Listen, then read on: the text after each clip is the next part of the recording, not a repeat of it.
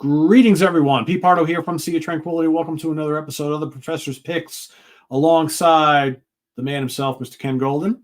Hey, what's happening? This is our StreamYard debut. This is our StreamYard debut on the Professor's Picks. That's right. Trying to use this as much as possible across the channel. I'm liking it so far. Yes. And you know what? One thing I can't say I'm 100% happy with the audio quality at all. Sometimes, though. We'll see how it goes with just it sounds better when I'm doing it with like one-on-one with someone, but I don't know. I was okay on when we did the proxy. I think when we did the proxy, it was okay. I think Chuck was maybe a little low, but that just may be how he had his mic set. I don't know. Yeah. But picture quality seems to be pretty good. You know, you can only do it at 720p with the version that I have purchased. If you get the deluxe, you get the 1080p, but I'm already spending, a bit more for this than I did with Zoom, and I still have Zoom. So it's like, yeah, I'm not ready to hand over $40 a month to StreamYard just to get 1080p. Could I be more handsome? I don't think so.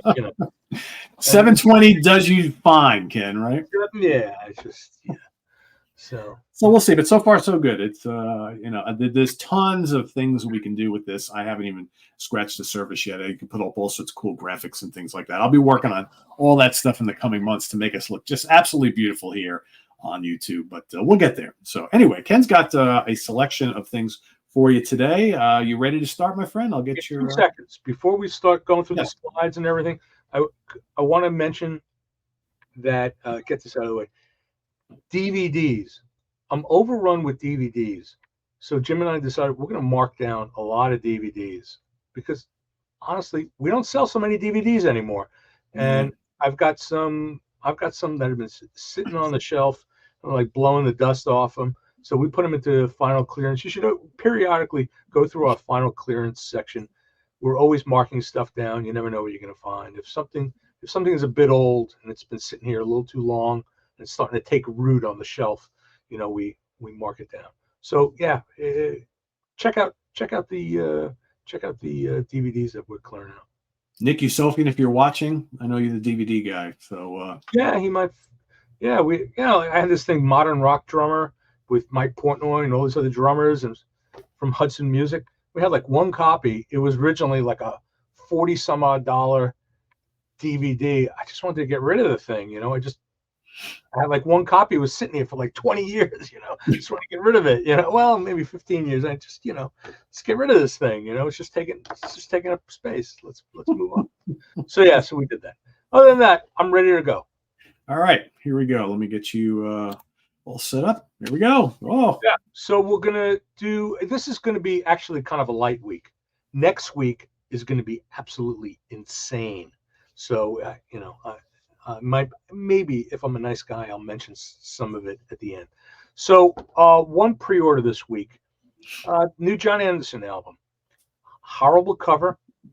It just is. It is what it is. It's a ridiculous cover. Why he couldn't get Roger Dean or a Roger Dean wannabe, I don't know. But this is what it is. But I think that there is a good chance that this is going to be a very good album. In fact, Pete, John Freeman, right? Yep. John has heard the album because he works Frontiers Music, and he says it's really good. And I believe John. Well, the band geeks are great, right? So it's incredible players. Richie Castellano and folks. I mean, yeah. And the keyboard player is what? Chris Cooper, I think it is. I think so. Yeah. Saw him play with Brand X. That guy's a monster. Yeah. He's great. So we got it. We got the CD version, and we have a 2LP black version. All right, let's see if Ken can make this software work. Going through the regular CDs, we got alphabetically. We got Millennial Reign. They are a U.S. Christian power metal band. They now have a female singer who, from my understanding, was in the band at one point earlier on, replaced by some dude. You could tell how invested I am in this band, that I know nothing about them. And my understanding is the music is in the vein of Queensryche. Next we got Axel Rudy Pell, Rising Symbol. This guy is a bit of an enigma to me. He's wildly popular, and I can't say bad things about him other than from what I've heard of Axel Rudy Pell over the years. To me, he always kind of reminded me a bit of Richie Blackmore. So, is that a fair assessment? Well, especially the way he dresses, he wears the hat, he plays a Stratocaster. I wouldn't say, well, some of his music is kind of like Joe Lynn Turner era Rainbow-ish, I would say. There's nothing wrong with that. No, nothing wrong with it. I've always found, I mean, he's got 1 million albums. 1 million. I have a bunch of them. They're all good. I just never considered his stuff like great where I have to have everything he's ever done. But most of the stuff that I've heard is enjoyable. It's good. I have some customers who are faithful Axel Rudy Pell fans. They'll literally buy 2 or 3 copies of the CD. Of everything? Wow. Yeah. Yeah. Why? I don't know. He's got a nice little following, and he's been around for, God, over 20 years now. And I don't think he's ever come over here. No. I assume he's specifically a German phenomena. But I think so, yeah. Yeah, but he kind of burst on the scene in the late 90s when all of a sudden, the metal was kind of dead here, and all of a sudden you had this kind of Euro metal thing going on with like power metal bands like Stratovarius and Gamma Ray and drawing a blank on some more names. But anyway, Axel Rudy Pell was part of that kind of movement, and people still love him, and he's had a lot of great singers perform with him, and I find a lot of his albums are kind of samey, but at the same token they're good. It's just good, accessible, melodic, hard rock, power metal, whatever you want to call it. And I've said in the past, like we have some faithful power metal customers. They buy it as fast as we could put it up on the website. Yeah. Axel Rudy Pell for us is always a good seller. So yeah. And probably not something that you could walk into your basic CD store, record store, and find, So no, not likely. No. Yeah. All right. The next thing we got. Let's move into the prog rock world. Renaissance Tuscany. Oh wow, back in print. Yeah, this is back in print. This album came out around, I believe it was around 2000. It was a reunion. It was a reunion album, and the band had fallen apart. It was a reunion it was Annie Haslam, it was Michael Dunford and Terrence Sullivan, Terry Sullivan, John Camp. I guess there was that split there that's never talked about, but yeah. John was not involved, and and John Tout, I believe John Tout I think he was ill at the time. He appears as a guest on I'm not sure how many tracks, so he was not the main keyboard player. He just guessed on it. So Esoteric has reissued this. If I'm not mistaken, the original Tuscany came out on Inside Out, I think. And then, so what they've done is they put this into a box set. They added the Live in Japan 2001 reunion concert, which was a double CD. Oh, nice. Okay. That was also on Inside Out, and so that's that one. The band had Mickey Simmons was playing keyboards, so you got a nice. Tuscany's pretty good. Yeah, I haven't listened to it in I don't know how long, but yeah, I mean Annie's voice was in great shape, and it was fine. It was a fine album, and so this is a nice set that's back in print after many years. Another one that's back in print, Squack It, A Life Within a Day. Now it's reissued as a CD Blu-ray, so you get all the high definition stuff. Were you a fan of this album? It's okay. It's okay. Should have been much better than it is, I think, considering who's on it, right? Yeah. Right. But having said that, there are fans of this record. I know a lot of people who love it. Yeah, I know some of the prog seat guys who love it. Yep. So I won't question Mr. Ferraro. Yeah. I don't dislike it. I remember when it came out, I expected. It was a little more commercial than I hoped for. Yeah, exactly. But Squire sounds great on it. Hackett is always good, and Yeah, it's just I don't know. I thought the songs would be a little bit more interesting, but it's not awful by any means. But No. didn't quite meet my expectations. But Yeah. don't go by that, folks, because if Like you're a fan of both of these guys, hearing them together, it's a good thing. I'm glad they did this album. I just expected something a little different, but it's okay. There's a fan base for it. Yep. And we are here to serve that fan base. So I'm happy to offer it. Next one, this one's really, really good prog metal. Sunburst Manifesto. And this is Jim Sunburst. This is their second album. Yeah, second album, Greek band, if I recall. Really, really good melodic prog metal. And their first album came out of left field, and I think totally unexpected. It kind of blew up for us. And now they got this one, and beautiful cover. I've made one pass through it. I was impressed. Good vocals, killer playing, good stuff. Next one, let's see. Restocks. A couple of restocks. We got Robin Trower back in. That was out of stock for about a week. Warhorse. We've got that back in. So those went quick. So the killer band. Yeah. I think the nice thing is, like with Esoteric doing this stuff, people are discovering this stuff, and otherwise, how many people today who even are Deep Purple fans even knew that Warhorse existed? And if you're a Deep Purple fan, you got to check this out. Yep. All right, let's hit the vinyl. We got in the Arion 01011001 Live Beneath the Waves, triple album, green vinyl.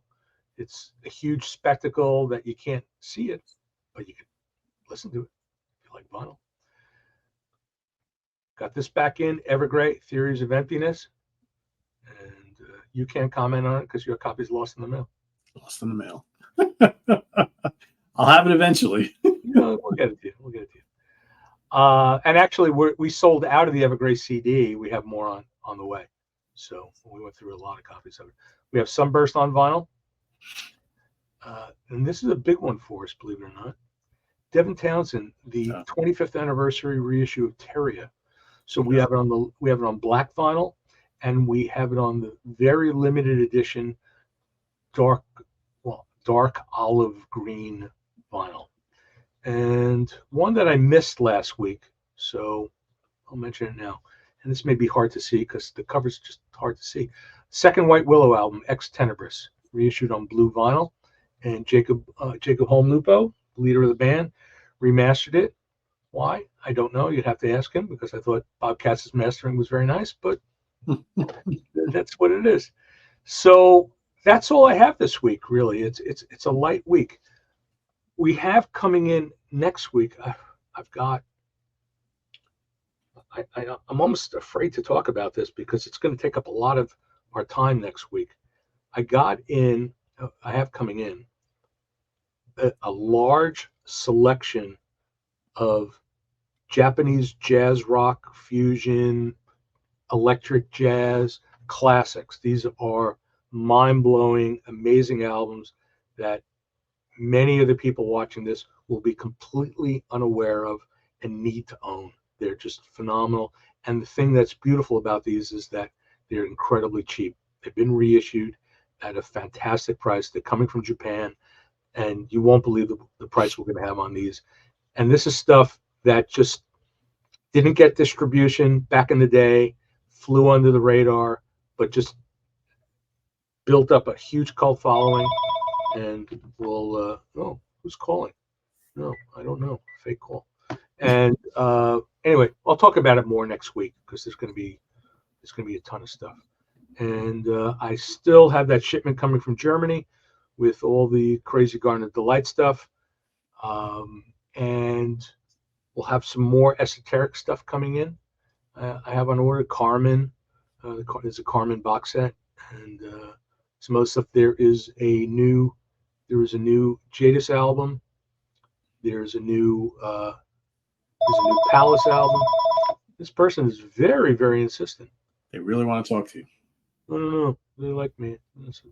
And yeah, there's just next week's going to be kind of crazy. And what I may ultimately do is kind of spread the wealth around, just not to overwhelm us and the viewers and with too much stuff. I may spread it out over 2 episodes. Yeah, well, next couple of weeks or so, we'll see.